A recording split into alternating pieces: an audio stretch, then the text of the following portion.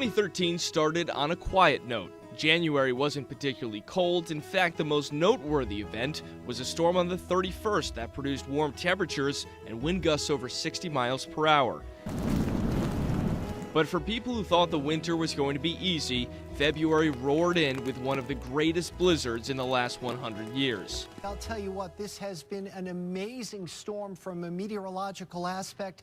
It was a remarkable storm, smashing the state's 24-hour snowfall record and effectively shutting Connecticut down for a couple days. Take a look at the snowbank that I'm standing in here. Winter hung on into early March when a storm on the 8th dropped over a foot of snow in parts of the state. Spring started with a dry spell. April finished nearly 2 inches below normal for rainfall, but by June the rains came, with some towns receiving a foot of rain. By July, severe weather season was in full swing.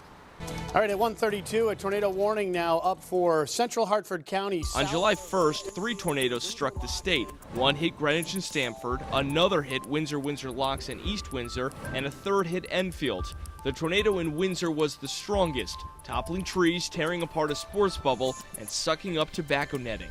On July 10th, another tornado struck Andover, Coventry, and Mansfield, producing an 11-mile-long path of damage. On July 25th, an isolated storm dropped torrential rains in Norwich. We begin with a weather alert. Scenes like this are playing out across Norwich tonight after a freak rainstorm. Nearly 8 inches of rain fell in a few hours, producing serious flash flooding. Another memorable severe storm hit New London County on September 3rd. Boy, New London County doesn't get a lot of severe weather, but today they got slammed by a couple thunderstorms. Take a look at this video. This was sent in by Alyssa in Montville. In Ledyard, hail reached the size of an egg. Summer ended and fall began quietly. Hurricane season was, thankfully, one of the slowest on record. The first accumulating snow of the season came on November 12th with minor amounts across the state.